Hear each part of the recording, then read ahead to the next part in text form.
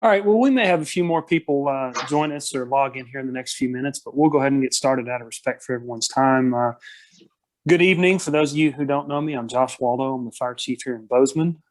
Happy to be here with you tonight. I have a little training session that is being offered on behalf of a SAFER grant that we have acquired through the Montana State Fire Chiefs Association. This will be the first of many of these, we hope. We're going to have additional training sessions in April and May. You can see those on the screen in front of you.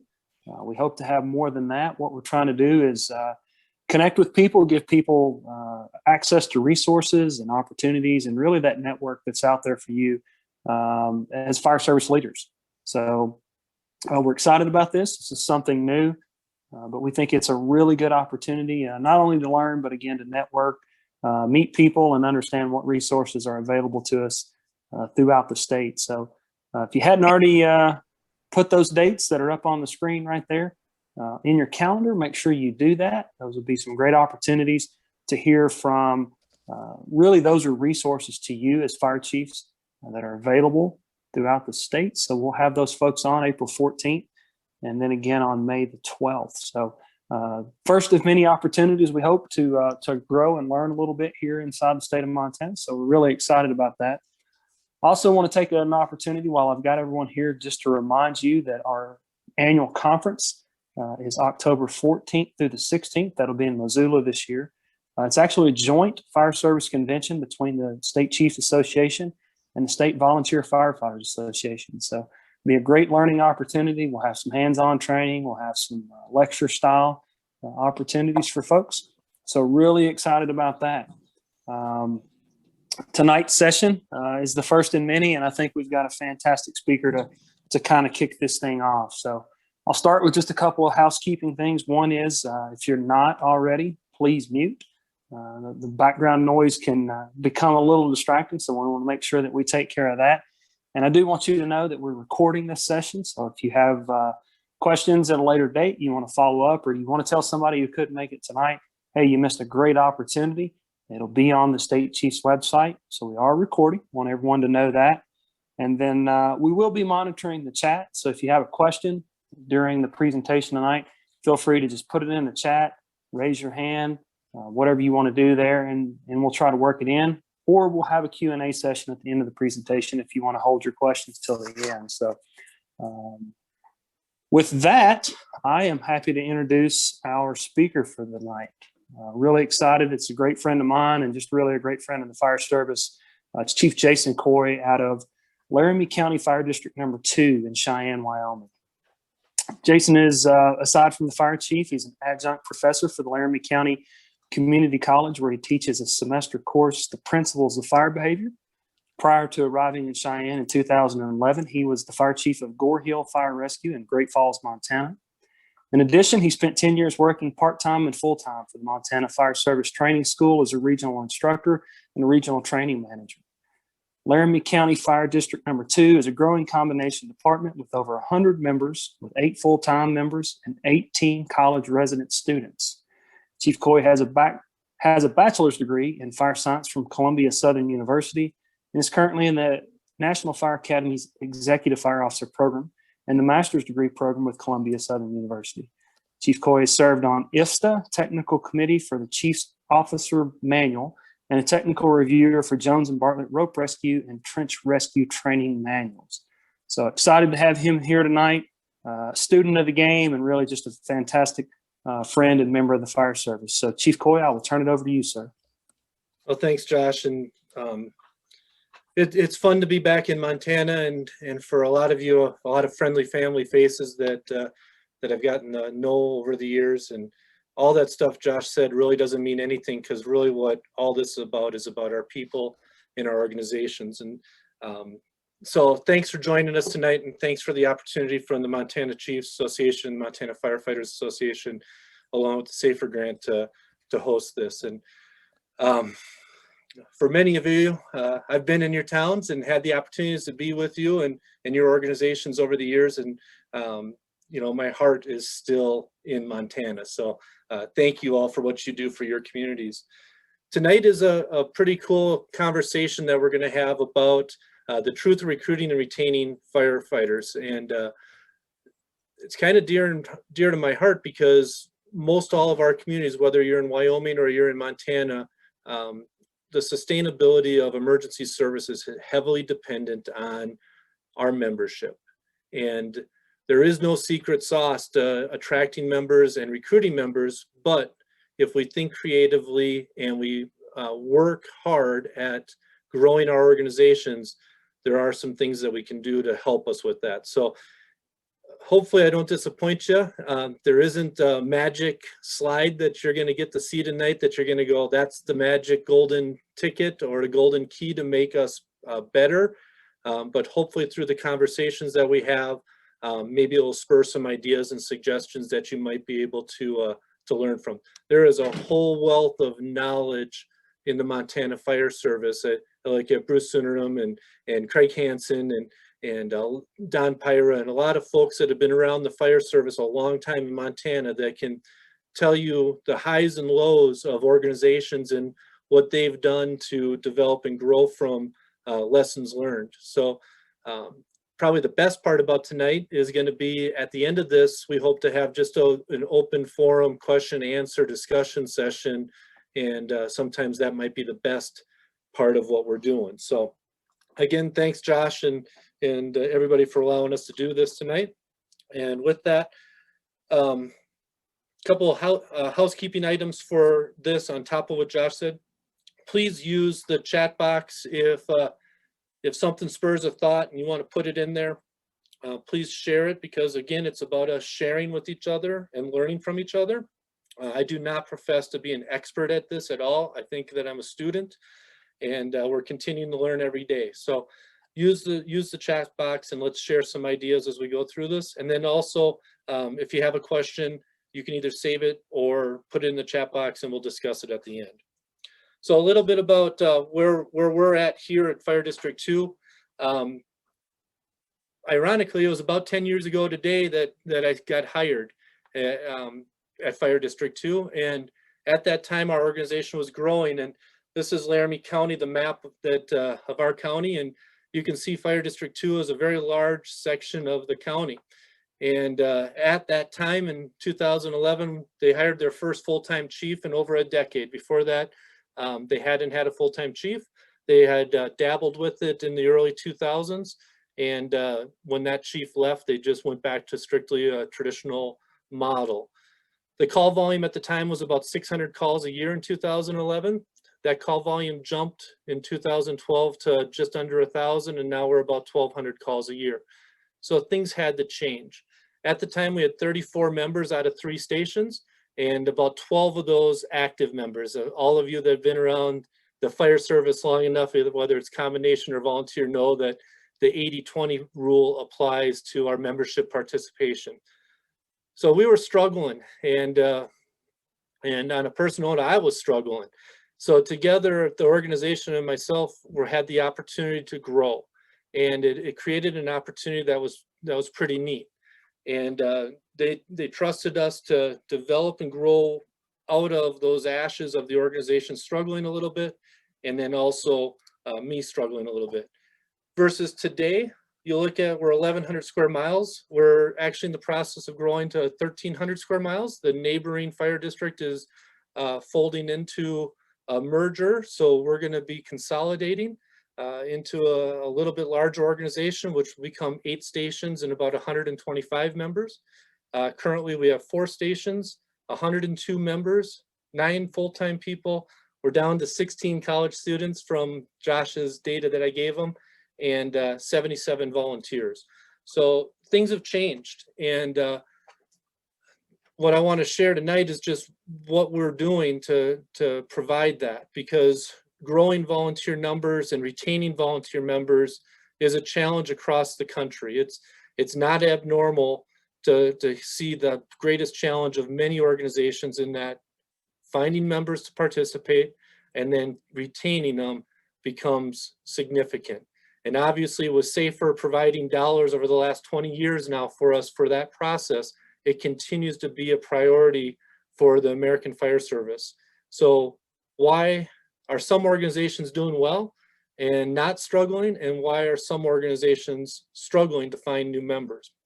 And in Laramie County, we have 9 other fire districts, and I'll tell you that most of those districts are struggling to find members.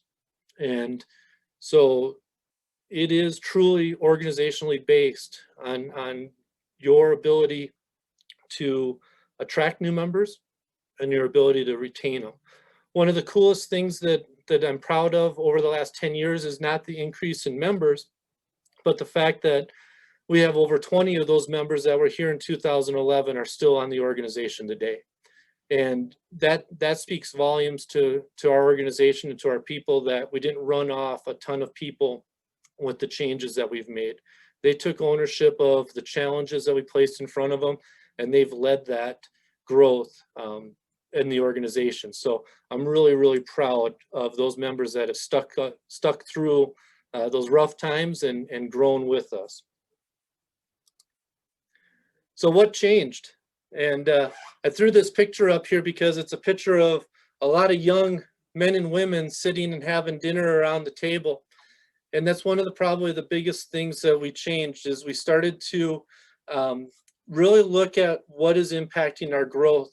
And it started with our community, and it dove into the culture that we had in the fire service and in our organization, and then having expectations and holding people accountable to those expectations, creating value of being a part of our organization, and then marketing our organization. 10 years ago, when I sat in the interview for this position, I made the statement to the board that I wanted our members to be able to go any place in the country or region with a Fire District 2 t-shirt on or hat on and have pride. And through that pride, I wanted them to be recognized by other organizations, like, hey, you're part of that group that's doing X, or you're part of that department that's innovatively thinking about the fire service and the service that they provide to their community.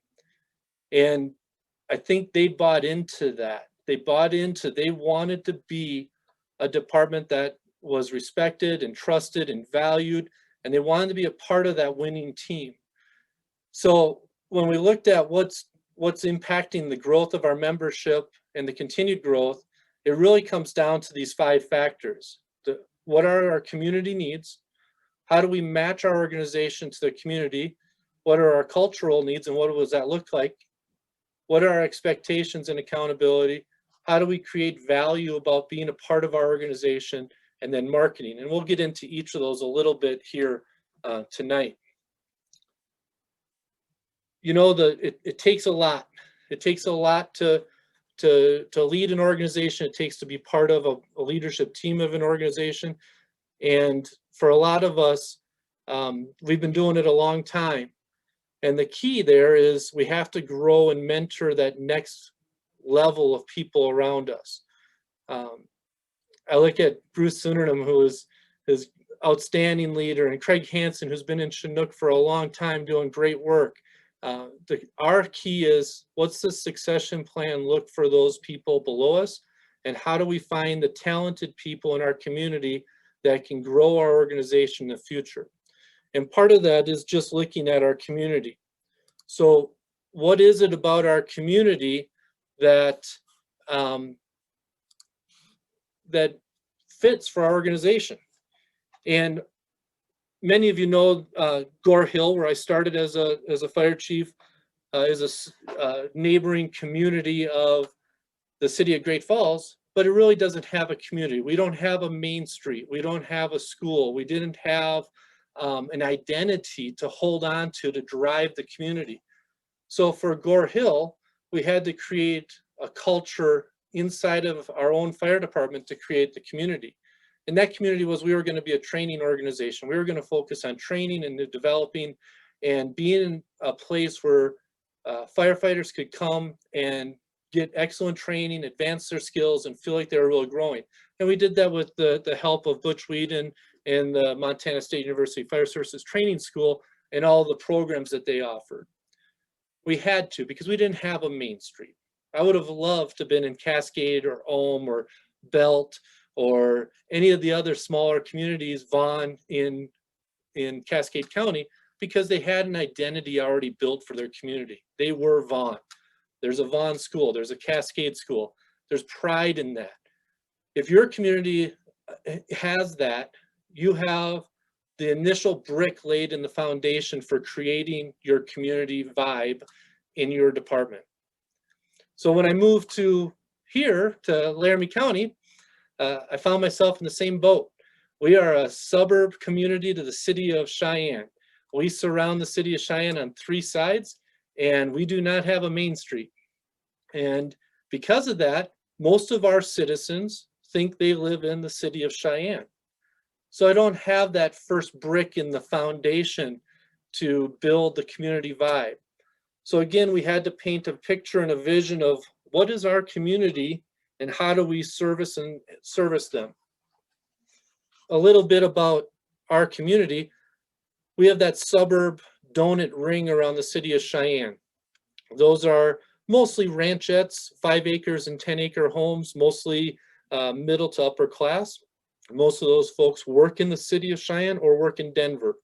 We're about an hour and 20 minutes from the outskirts of Denver. And we have a lot of folks that commute the I-25 corridor from our location here. Then we have Station 3, which is 26 miles from the station I'm standing in tonight, which is Station 1. That station is predominantly rancher community. They run very little calls. It is a true community. It's a little old ghost town of Horse Creek, Wyoming. And it had lots of Western iconic events happen during the turn of the century and during the development of the Union Pacific Railroad. So they have a little bit of a community vibe there. We had to balance those 2 vibes and understand that the community needs were different at Horse Creek with the ranchers than they were in town in the suburban city of Cheyenne. And because of that, because of focusing on that they were a little bit different, we were able to grow both areas. That Horse Creek station we run essentially as its own battalion. It has its own battalion chief. It does their own training. It has their own requirements that fit into the bigger picture of our organization. Had we tried to influence that station with the requirements in town, we would have broken their community and our membership would have declined. But instead, the membership out there has continued to be stable and if not growing over the last few years, mainly because of the people out there. If you move in or buy a ranch within 10 miles of the Horse Creek Fire Station, you're going to get a knock on the door from Al Christopherson. He's a battalion chief out there, and he's been out there since the station was built in the early 2000s. He's going to knock on your door, and he's going to look at every one of the people in that family, and he's going to invite you to be a part of the fire department. That's pretty cool. So not only do you get a welcome from the neighbor, you also get an invite to be a part of the community. That's a little harder to do in town here. But if your community offers the ability for you to make contact through civic events, through social events, be a part of your community. The old days, I was looking at a study done by, and you're gonna laugh, but the National Fire Academy. I was looking at a study on recruitment and retention, and 50 years ago, the bulk of the volunteers were 2nd, 3rd, and 4th generation in the same family participating in the fire service. It was almost 40% of your recruitment came from that. Today, it's less than 14%. We're not getting those long-term members that are becoming generational. That means that we have to be out in our community talking about the fire service, connecting our fire department to the needs of our community. One of the things that I've noticed over the years, and one of the things that was going on here that was a challenge, is the expectations of the department outweighed the value the members were getting out of the organization. Let me repeat that. The expectations of the department were greater than the value that the members were getting out of the department. Why is that important? Well, if they don't find value and it's too much work or too much hassle, they're not going to participate. One of those challenges was on the front end, we demanded way too much training and responsibility for them before they got comfortable.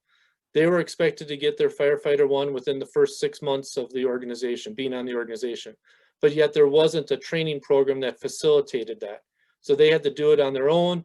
They had to try to pick up parts and pieces on that annual weekly Wednesday night training. So we changed that. We went to an academy format. You've all probably been around it. You get the new person, they're all gung-ho. You give them their pager, you say, show up for a truck check or our weekly meeting on Wednesday night at 6 p.m. And the senior membership goes, oh, great, we gotta train another new person. And so you start with bunker drills and PPE and SCBAs, and then they come the next week, but the guys wanna go do second story search. Well, that member's not ready for it and they don't feel comfortable. So they stop showing up and they fall off the map. And this became a rotating door. And it was that way when we landed here. So what we did is we started a mini academy, and we interviewed for selecting the right talented people in our community. We put expectations on it, but then we gave them the tools to be successful in it. We tied it back to being a part of our community, and we've created value that matched the expectations that we expected out of them for participating. So that was one step that was important for us. The other thing is we needed to represent what our community was. Knowing that the Horse Creek station was distinctly different than the stations in town, we didn't want to change their community vibe. And so we didn't put peer pressure or put requirements on that station to evolve. The prior administration had, and they were losing members left and right. They wanted Station 3 to be the same as Station 1 and 2. And we just couldn't do that. It wasn't feasible. And the other part that we had to break up is we had to break up the good old boy club. So it's wonderful that we have members that are 20 and 25 years on the department, but that can also be a hindrance sometimes. As Chief Crandall would say, Bruno would tell us that 20 years sometimes represents 20 times repeating the first year. And in many volunteer organizations, that's the case. We collect these folks that have been great for our organization for a number of years, but they actually hurt us in the long run because they're not team builders, they're not mentors, they're not facilitating growth in the organization. They're me-centered, they're I-centered, and all they want to worry about is them. And we had that problem here. We had a handful of folks that wouldn't let you drive the truck for training, wouldn't let you touch anything unless they were there, wouldn't let you do anything. They micromanaged the event, which made these new people feel like they weren't welcome or part of the team. So breaking up the good old boy club is incredibly important. And sometimes that's a hard discussion to have with your folks. And I'll tell you, first 90 days here, I had to have a conversation with a few of our folks that said, you either get on board with the team atmosphere or you're going to get off the board. And that wasn't fun, but it was important for us to continue to grow. And so breaking up the good old boy club is pretty important. And then the next piece about community is, are you too elite for your organization?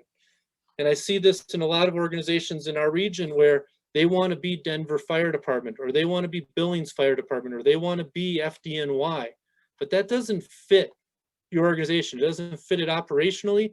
It doesn't fit it culturally. It doesn't fit it equipment-wise, but yet they want that image. So the flip side of that is you can be too redneck, right? You can be too unprofessional, and that doesn't fit your community maybe. So finding the balance that fits your community. For example, our Station 1 and Station 2, like I said, are predominantly middle to higher level income, nicer homes.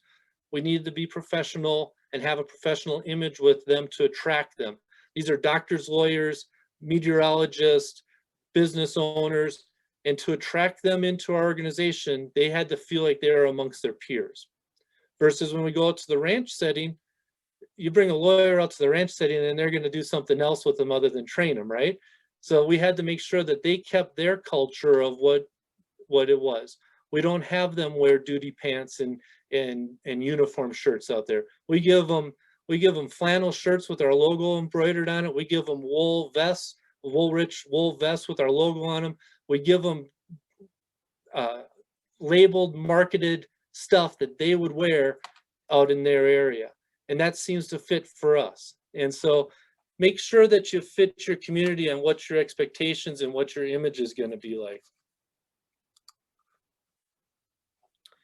So then it comes to culture.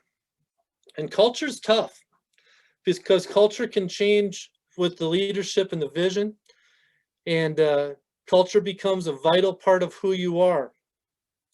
You know, I started in the fire service 20 some years ago, 25 years ago, and I was always told that the brotherhood and the sisterhood and the family, those are all extremely important for us.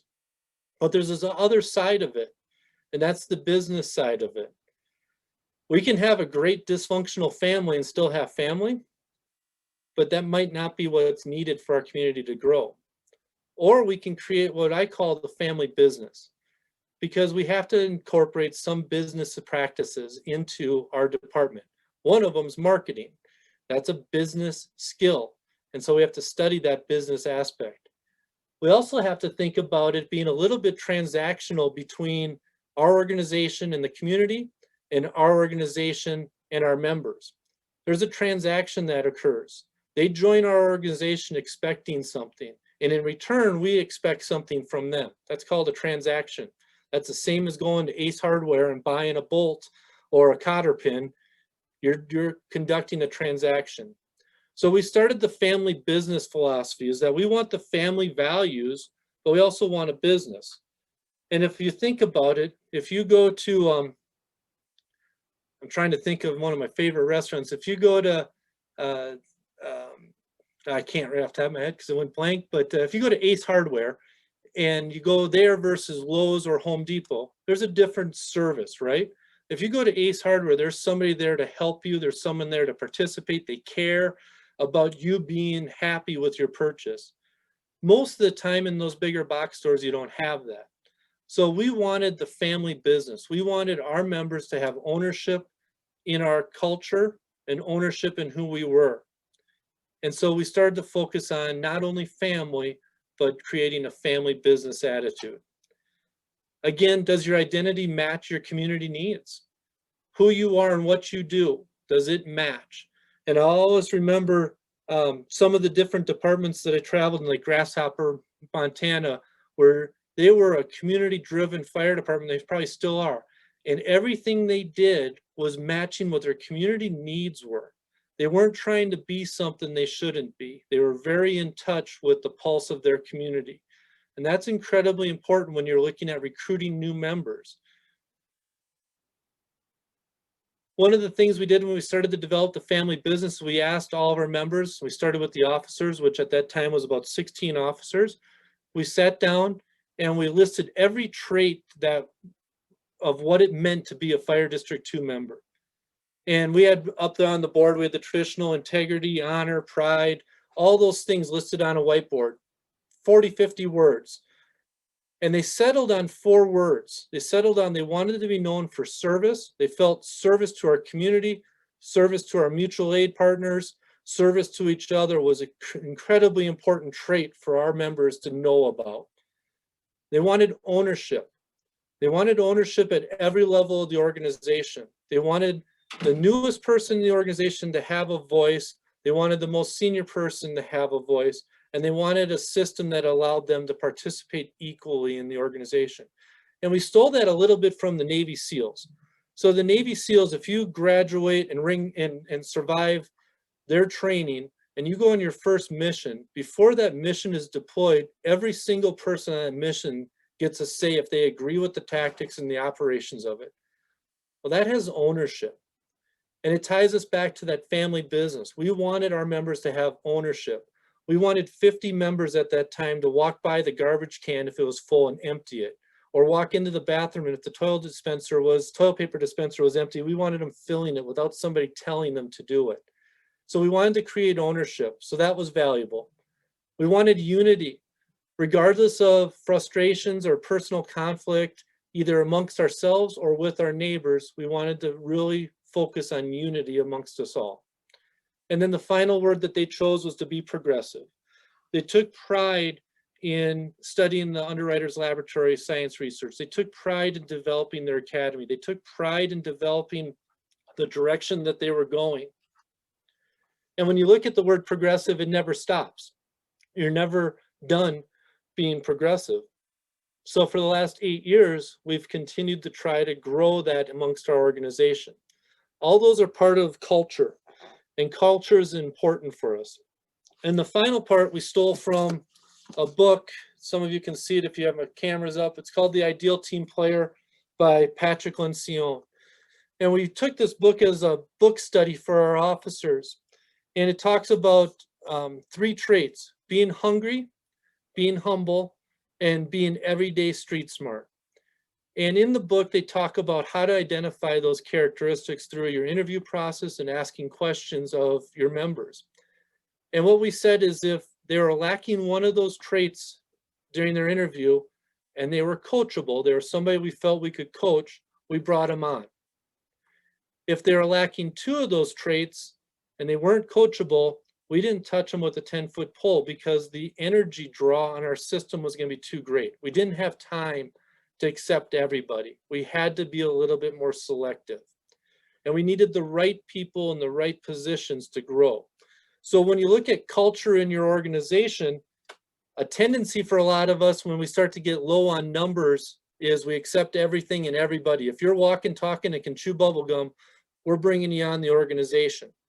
And I'd advise you to be cautious of that, because what happens is a lot of those people end up becoming drains on the system instead of being plus numbers for the system. So even if you have to run a little light, like we did that first year, I think the first year here, I ran 650 of the 900 calls myself. And most of those were me and 1 or 2 other people until we built the system. So even running a little bit light is better than taking on people that are going to be a drain or a stressor on the organization down the road. So I advise you to look at your organization and look at your culture and make sure your culture fits your community and fits your vision of where you're going as an organization. That book helped us out a lot. We're still referencing that book 5 years later. We just did Lateral Academy and interviews, and the Lateral Academy panel was made up of 5 of our members, not me and not officers, and they were using this book as the guide for their interview questions. So they looked at what the traits were that we wanted, and then they geared the questions for those traits. And there was some very highly qualified people in that Lateral Academy that didn't get a position because the group felt that they didn't fit us culturally. That's how important culture is for our growth. Expectations and accountability. This is those tough conversations. Bruno used to tell us, standardized performance equals standardized outcomes, and it's not any less true in any volunteer department across the country. We standardized our training. We put minimum company standards in place. We put vision tapes of what good looked like, what our expectations looked like. All these things many of you are doing. We just formalized it into a system, and then we held them accountable for it. We broke the piece of our pie up into smaller groups so that we had a one-on-one relationship with 1 on 10 right now with the numbers, but we wanted that small connection to the group so that our members could grow and feel a part of and know what their expectations were in our organization. And likewise, we could hear what their expectations were of us as leaders. We could hear, I'm not comfortable with this. I want something different. Well, we could hear that and we could work those into our system. Build the system. Don't let it happen by chance. You have to build a system that allows you to create expectations and accountability. Now, I'll warn you, we're not trying to build a militaristic punishment punitive system. We're trying to build a free-flowing expectation system that has some minimum standards. And our minimum standards were all based out of training. We started there and worked forward. Oops, sorry. Hold yourself and your members accountable to the system. Nobody's exempt from it. We didn't give a free pass to people that have been on for a while. They had to do the same work that our members have to do that are new. And don't be afraid of the difficult conversations, both receiving them, which is hearing what people have to say negative, and also having those difficult conversations with your folks. That's also with your community. As we grew, this organization's been here since 1947. We had members in the community that they started this organization. We had to have one-on-one comments and conversations with some of those grandfather members of the organization that were no longer a part of it, but they were important community members. And we had to go talk to them and say, here's our vision, here's where we're going, here's what we're doing, here's why we're doing it, so that they didn't become a roadblock in our organization. So don't shy away from those challenging conversations. And then create value. So value is what's their value in being a part of your organization? Most of us don't have money to throw a lot of dollars at this. So we have to find other ways of creating value. And we have to find out what is valuable to them, and they have to know what's valuable to us. We changed our system from the traditional pager response to adding a shift response, where it became more and more important that in town, we had people at the stations. We didn't have salary dollars to hire shifts and shifts of people. So we had to create value for being a part of it. So we took our day room and made it look like your family living room. It's probably half the size of Craig Hansen's mansion up in Chinook, but we put a fireplace in it. We put comfortable chairs. We put pool table and PlayStation. We filled the refrigerator full of food so that they could come after work, have a meal, sit with their friends that are on the fire department, do some training, and be relaxed and comfortable. And we created those valuable situations for our members to get them to be at the stations. We still do the pager response, but we've put a higher value on, or not a higher, I don't want to say that. We put a intentional value on being at the station by creating opportunities. And we did a lot of meals. We had lunchtime with the chief. I cooked. God bless them for eating it, but they would come up on Thursday afternoons and have lunch and hang out. And I would pray for a call to reinforce them being at the station during that, because a good call always helps them. So we started to create value. We do family dinners monthly. Prior to COVID, we were doing monthly family dinner, and we were just opening up the engine bays, and we were having family and their kids come, and we had dinner, and which was a value to them to be a part of. So there's opportunities for that. We just recently created a digital store for our members that they can sign in. They can earn LCFD $2. They can purchase t-shirts and hats and all that stuff. The next phase is more active wear and Yeti coolers and those types of things, Apple products they want. And then the third step is we're going to have tickets to sporting events and different things like that, where our folks can win those things by participating. So create value in your organization. The key to this is, I'm 50 some years old now. What a lot of those younger 20 and 30-year-old members want isn't the same value that I have. So they have to be the ones that have ownership of what that value looks like. And we have to be able to foster and grow that within the culture of our organization. So, and then finally, marketing. We have to market our organization more so than ever. The days that we are always respected and the days that we just got what we wanted are gone.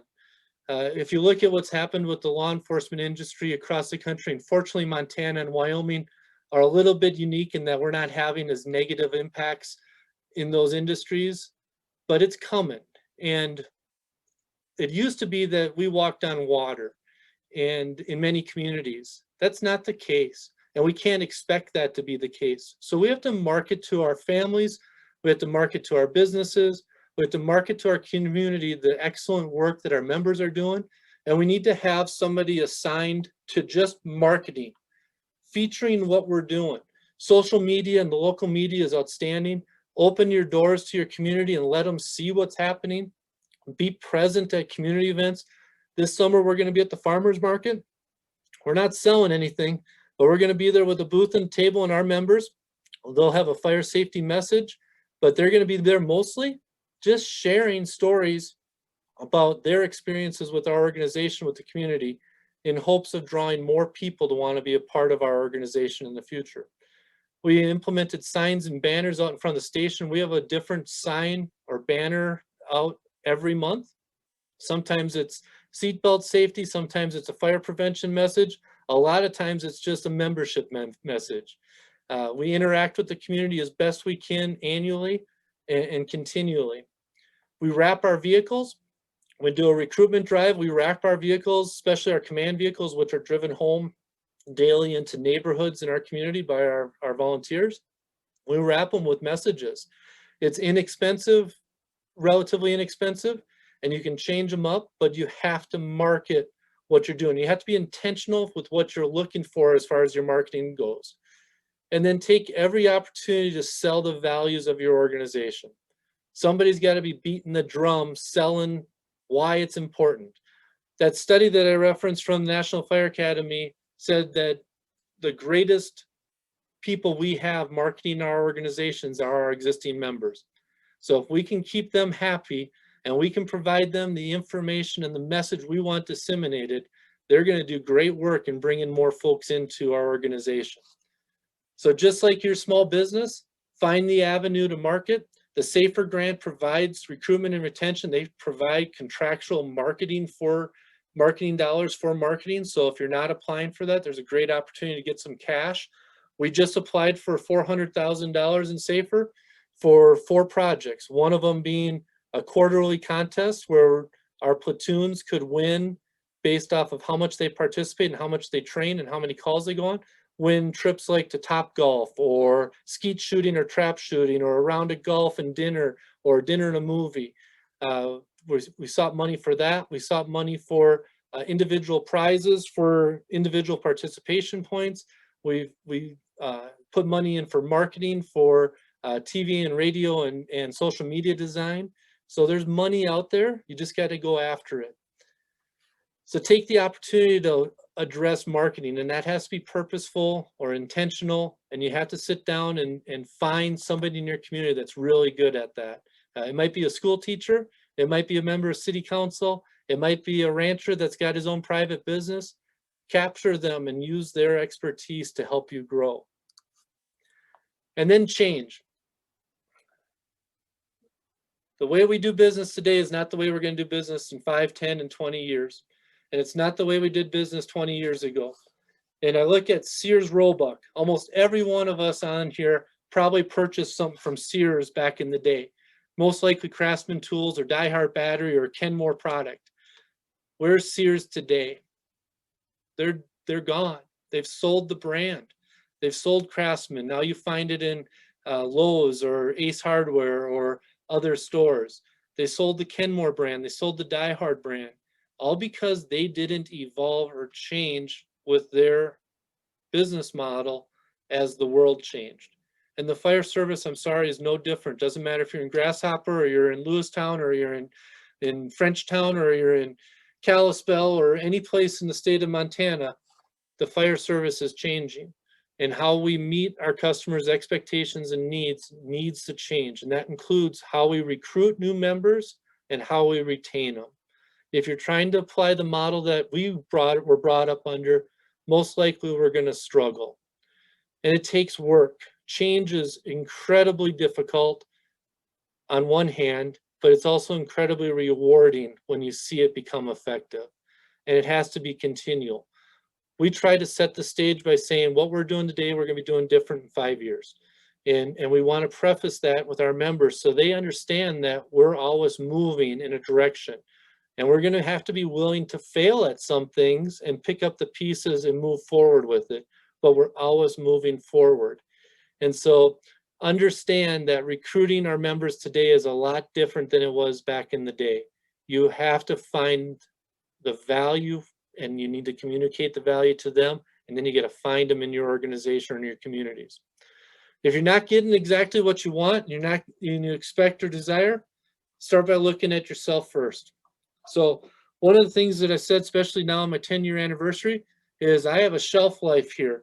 At some point, if I don't continue to evolve and learn and grow and develop, I'm going to outlast my shelf life.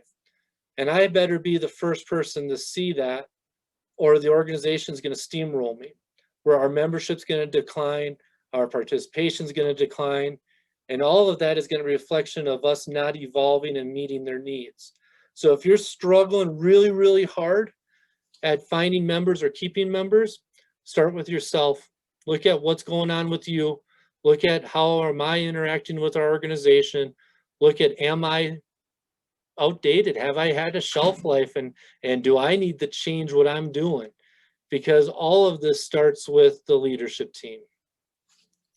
And then change is not easy, but we must continue to evolve and meet our community's needs. It's going to continue to impact us in the long run. The dollars are getting tight. Our economy's tight. We're anticipating a flat budget this year, but our expenses are going to go up about 17%. So it's not about money. If it was money, it'd be easy. It's about building the people and the people around us. Speaking of which, they're heading out on a call right now. Some of the incentives that we started, we do meals. We do a lot of food. It does two things for us. One, it's relatively inexpensive. Two, it builds camaraderie and the family feel. So we have a lot of meals. Next Thursday at lunch, not tomorrow, but next week, we have lunch being brought in. It's just Subway sandwiches, but we have a local entertainer who's a musician and a comedian and a hypnotist coming in for an hour. And he's not charging us. He just wants to be a part of our community, our internal fire department community, for lunch. And so we're expecting 25 to 30 of our members taking lunch from their workplace or their house and coming in and hanging out and watching this little entertainment show. It sounds kind of dorky, but those types of things really matter to our folks because it makes them feel part of the family. Swag is all the t-shirts, sweatshirts, hats. We started with 4th of July t-shirt. 4th of July traditionally for all of us is a busy, busy day. We made a t-shirt contest every year starting in February where they started a contest to design the 4th of July t-shirt. T-shirts are 12 bucks. They're relatively inexpensive and we put them all in the same color 4th of July t-shirt on the 4th of July. Then we did it for breast cancer awareness. Then we did it for St. Patrick's Day. Now we do those types of things and it builds that teamwork. They have ownership of it because there's a contest with it as far as who gets to design it. And it creates that team vibe. And we try to do a lot of events. The monthly dinner prior to COVID, we were doing a lot more. Now we're doing a lot of Zoom meetings for stuff. But we tried to offer opportunities, whether it was skiing at the local mountain, we got discount tickets for them, whether it was a bowling event or a golf event, or it was family Friday night movies at the stations. We tried to incentivize to provide value for our members to be a part of. And then we also created a pay per point system. If our members want to participate, they have the ability to earn a little bit of cash too. Really what it comes down to is being creative, thinking outside of the box and looking at other businesses around the country and taking ideas from them. Now, one of the things we're doing is something we uniquely created. It's something that we took an idea from another organization, maybe even another field or profession, and we brought it into our organization. Recruiting and retention is hard, but it's not impossible. You have to be creative. You have to seek input from your members and your community, not just the clique, not just the good old boy club. And you got to look outside the fire service for ideas. You got to be able to go have those conversations with Walmart, who's continually recruiting and hiring. We have a Walmart distribution center here on the edge of town that every day there's an advertisement on there. So we go talk to them and find out what's working for you, what's not working for you. What incentives are you putting in place that are values for your folks? Because a lot of their folks are our folks. So having those conversations with the business community is really, really important. And then finally, there's my contact information. Recruitment and retention is hard, but it's only as hard as you make it. Form committee, get every layer of your organization together and have those difficult conversations and come up with a purposeful, intentional plan to add value and then market it to your community. So with that, I'm going to stop the sharing and open it up for questions and comments, and somebody throw the BS flag, like the red challenge flag in football, and all those good things. So, well, thank you, Chief. I want to start with a couple of questions from the chat real fast here. One, give us the name of the book again. So I'm going to give you 3 books. So you're reading for this summer. The first one is The Ideal Team Player by Patrick Lencioni. And that's a great book. And we used it as a book study for our officers. We actually read 1 chapter every month. And I put together a little presentation. And during our officer meeting, we discussed what lessons were there in that chapter. And at the end of the book, there's a whole bunch of interview type questions that you can help guide and build your organizational interview questions to get the traits that you're looking for. The second book that I strongly suggest is a little tiny thin book called Rules of a Night by Ethan Hawke. And if you scratched out the word night and put firefighter in there, the rules that are in this book are exactly fitting to the rules of a firefighter. It talks about grace, it talks about humility, it talks about pride, but it puts it in a format that's easy. So we use this the second year for our book study for officers, and now we give this to our members as they graduate from the academy. And then the latest book that we're reading for our organization is John Maxwell's Daily Reader. And this is a 1-page read every day. It's like a tear-off calendar. If you're from the 80s, you remember the Far Side calendar and you tore the pages off and you got a new comic or cartoon. That's all this is. Our officers have to read 1 page a day. And at the end of the month, when we do our officers meeting, we have a discussion and they pick their page that made the most impact on them that month. And they discuss it and how they've implemented it. So again, it just gives us an opportunity to have conversations about our culture and about what's important to our organization. Because if we keep those things in front of us when we're out recruiting, it becomes obvious the message we're sending. So those are new for us. Thank you, Chief. Next question I've got from the chat is, how do you, what's your revenue stream? Is it tax-based? Is it fee?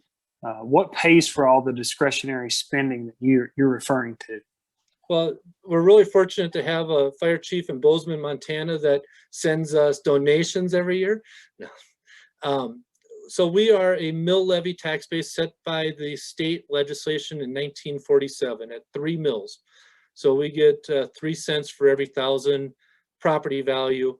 We get a small amount of money from license plate revenue that is registered in our jurisdiction, and we get a small amount from the state on any energy, coal, minerals that are produced in our area. And unfortunately, that money is dried up because the coal industry is dead in the state and the gas and oil industry is extremely handicapped right now. So when I started, we had about $800,000 in budget, almost $900,000 annually, and we're about 1.1 with grant money in that for the 4 stations. And Jason, I can't pull it up because I'm on my phone, obviously. Sure. Your email and phone number again. I think Yep. we dropped that slide too fast, or you Yep. can put it back up on the screen. Your call. I'll put it in the chat box right now, and that way I'll put both my contacts in there. You know, we're all in this together. It doesn't matter if you're in Montana or Wyoming, we're all suffering the same challenges. So it's great to share ideas with everybody. And so with that, I'll open it to other questions. You can either drop them in the chat, you can raise your hand, or you can just unmute yourself and ask away if we have any.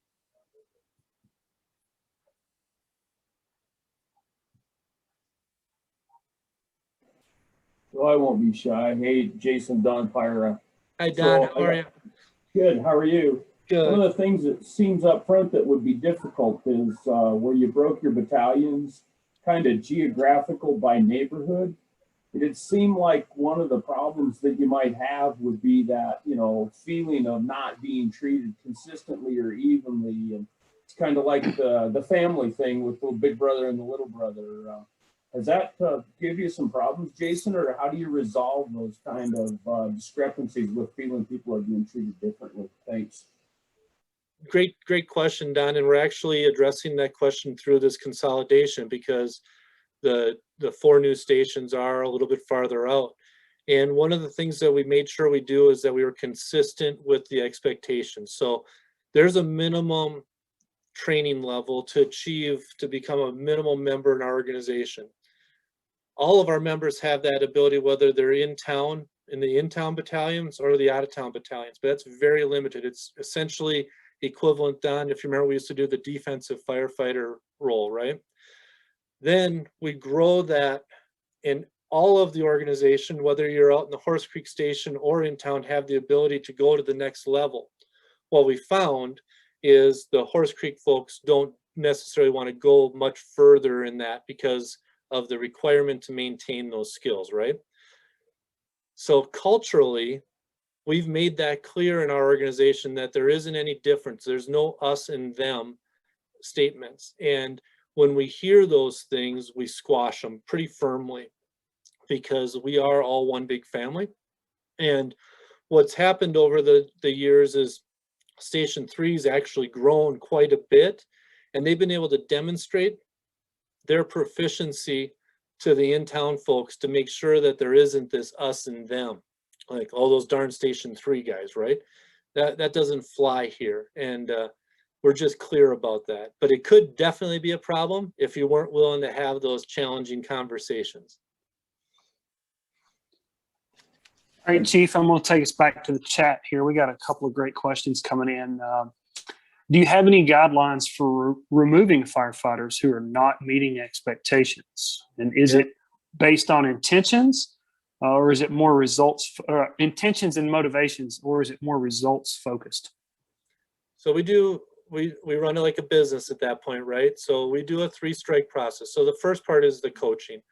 One of the things that we struggled with as we grew is we lost some of that family connection. And so when we got to be 60, 70, 80 folks, it was hard for the 15 or 16 officers to feel connected to that. So when we broke them up in platoons, so now we have red, green, blue, and Horse Creek platoon, they have a connection with not only the company officer of that platoon, but also informal leader, which is a leader in training, which who we call a platoon leader. They're not a lieutenant or a captain or anything. They're just the designated adult below the company officer. And when we broke that up, we provided the opportunity for them to have a one-on-one experience with their direct connection to the organization. Through that, we put a lot of value in that. And so our expectations are that they're getting touched, not physically, but they're getting touched by our organization monthly. And so that we're in touch with where they're at, how they're doing, and if they're being challenged or unsuccessful in any way, we're addressing it on the front end before it becomes a problem. In the past, we didn't address it until the end of the quarter when we looked at, well, Jimmy didn't do any calls the last 90 days. And then it was a problem. So we're trying to catch them before they become a problem. Through that coaching model and through that connection, we document it. And if it continues, then it becomes a formal process, and then eventually it becomes a dismissal. And I'll tell you that most of the time, because of the connection on the front end, they're either allowed themselves to leave on their own accord before it gets to the formal process, or they've been successful in overcoming the challenges because we made it a personal connection with them on the front end. Thanks. And for those who are wondering, designated adult, that is a formal promotion. So, Chief, can you explain your paper point program and how that's set up? Yeah, and I'm willing to share that with anybody. We actually use some SAFER grant money to help support that. But our members, if they pull a shift, they get X number of points based off of the duration of their shift. So we don't specify how long the shift needs to be, because we tried that for about a month and we had a revolt. We leave it open that the member gets to choose. If they have 4 hours to donate on a Tuesday afternoon or a Saturday morning, we accept that. And the minimum shift is 4 hours. They get a point. There's a couple points to it. If they do 8 hours, there's a few more points. If they do 12 hours, it's a few more. If they do 24, it's more. And it's not substantially more. There's not a huge value in doing 24 versus 4. So a member is required to do 24 hours a month, and that was their number. I actually promoted 12 hours a month, but they, through a poll, unanimously chose 24 hours a month. They select the hours. We use a free software called Window Work.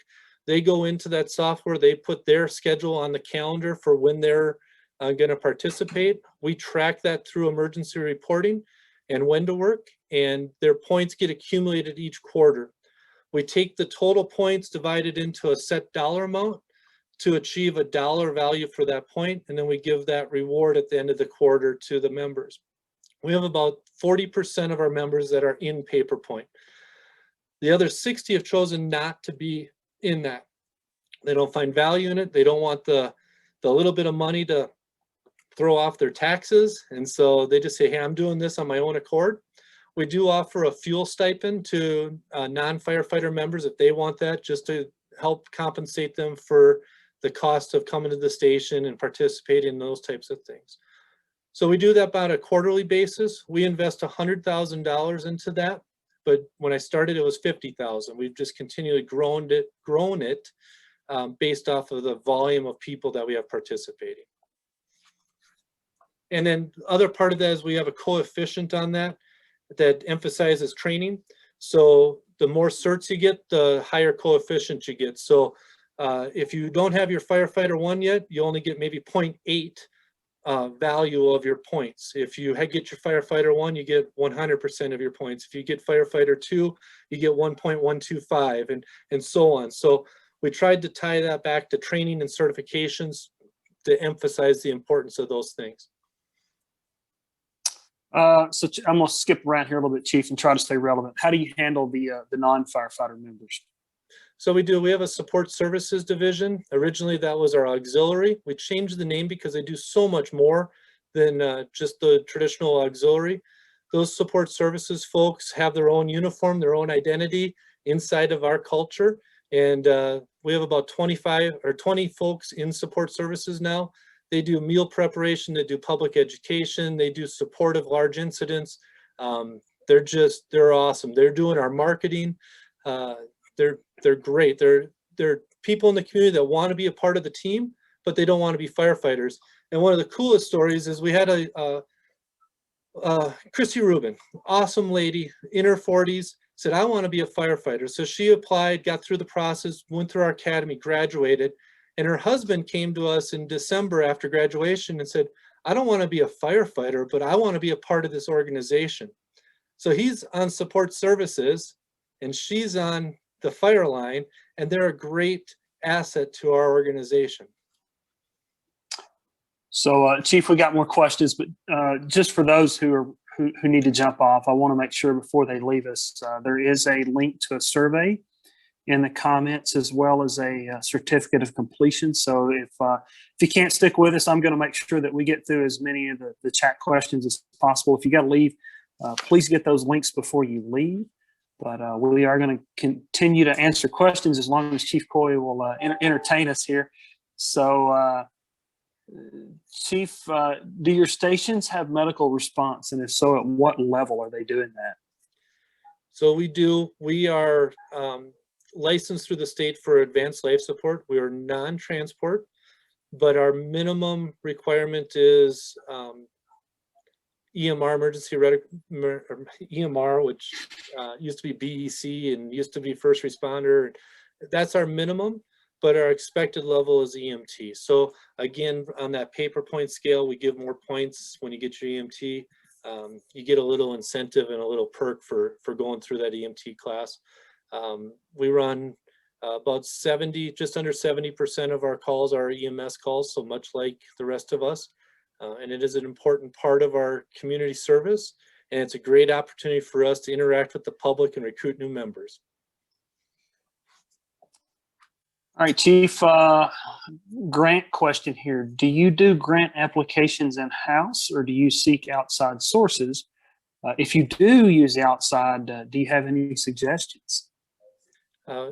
We've been fortunate to be a part of the AFG grant process since its inception. And Montana State Fire Services Training School can help any of you. I imagine they still offer that assistance, but we do it all in-house. We've been fairly lucky. We've received about $5 million, just over $5 million here over the last 9 years. But we do it in-house. So, and I offer it to any of you, if you have a grant application or narrative, feel free to send it to us, and we'll read it and give comments and send back and share, because that's how all of us can be successful. Chief, how do you handle board involvement? For instance, do you allow board members to be volunteers? This sometimes can put a stressor on local departments, as board members tend to cross the lines or muddy the water. And then also, how do you handle their vision versus the vision of department members? So one of the first steps we took 10 years ago is we changed the board bylaws to prevent board members from being operational firefighters in the organization. And at that time, I had 2 board members that were senior members, been on the organization a long time, that were firefighters and also board members. And we, the board, elected to take my suggestion of changing that. And those 2 members had to decide, do we want to become operational or do we want to become board? And they stuck as board. And so we drew a line in the sand, because you hit the nail on the head. It can be a huge issue in many organizations, because they might not like operationally what decision was made on a fire, and they flex their muscle there. So we determined that it was going to be the best for us in the long run. They hired a full-time fire chief. We drew a line in the sand that I took care of operations and daily procedures, and they managed me. So I had to be accountable to the board, which meant that I had to build trust on a very rapid rate with a board that had been in, that board had been in this organization a long time. And so building trust with them right away allowed us to make some of those operational changes, which made us healthier down the road. All right, so just as a reminder, I talk slow so people have time to enter any last questions they might have. The evaluations, they're in the chat box. Please, please, please do that. We want to make sure that these training sessions, both tonight and moving forward, are hitting the mark. There's a completion certificate in there, and then just a reminder that we recorded tonight. So if you want to share this with your department members or other folks of your organization, that'll be on the fire chief's website. Give us a day or 2 to get that up, but we'll have it there available for everyone to view at a later date. So I'll give one last call for questions here. Okay, I'm seeing a chat. The completion certificate is not available yet. I'm gonna have to phone a friend and ask Kim or Michael to answer that one.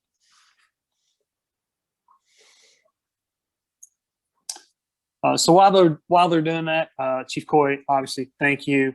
It's good to have you back home here in Montana, working with the fire service. I hope everyone knows. I'll speak on behalf of Chief Caughey. The phone number and the email, they're real, and what I mean by that is, if you call, you drop an email, you're going to get a response from Chief Caughey. So please don't hesitate if you want to follow up on anything, if you have questions about it. Or you just want to talk shop. I think he'll always take you up on those. He's a great resource and a great friend for me, and I know he'll absolutely make time for any of us that are on this call tonight. So just as a reminder, the next session is set for April the 14th. If you have a thought between now and then about things you'd like to see different, future topics, please send those to Kim. Kim's the one who sent you your Zoom invites. So kick those back to us, because we want to make this a valuable opportunity for all of you. And with that, I'm not seeing any more. Yes, ma'am. I'm here, and I apologize for that certificate link. When I do it out of my Word document, I can get that open. So we are going to get that rectified, and I will make sure everybody gets a copy. I will email that to them. And I just really want to put a plug in on those evaluations because, as you know, this was sponsored by the SAFER grant, and this is what's going to help us continue to grow our volunteers and our members. And so filling out that evaluation helps us when we're reporting about our progress here in Montana. And also, if you want to be part of the future trainings, if you could please fill out those evaluations so I can capture your emails, because I won't be taking them off of the registration that you registered with. So that's all very important. And one last thing, Chief Caughey, did you want me to put the link up for the article? Sure, you can share that, and yeah, absolutely. Thanks. So I'm seeing from the comments here from the chat, there's a new link. It's from Michael in there that seems to be working. So give that a shot before we log off here. And then Jason, we got one last question here. Do you recruit from outside of your district? You know, we don't put barriers or limitations on it, but we found our success rate declines if they're not in our local area. So for our volunteer members, it really is important to feel part of the community. But we, like I said, we don't put a geographic boundary on it. On our resident students, we do recruit from all over the country. We have right now, I think, half of our folks from the state of Washington. But for our local members, it's better if they're a part of it. They're available for the big calls. They're available for backfill. They're available to feel a part of it and swing by the station. The neighboring department tends to recruit from outside the area. And what we find is their participation and morale are hindered because they're just not there. They're not present to be a part of the group. All right. Well, Chief Caughey, again, on behalf of the entire Montana State Fire Service, thank you. Please come home and visit from time to time. We miss you. And folks, I hope this was great. I look forward to seeing everybody on April the 14th at 6:30 for our next session. And then one last plug, if you haven't got it on your calendars, October 14th through the 16th, I got to look at my notes here. The Fire Service Convention in Missoula will be a great opportunity to not only learn, get some training and education, but just to network and catch up with some friends that maybe we haven't seen in a long time due to COVID. So with that, we will call that an afternoon or an evening, and everybody stay safe. Thank you.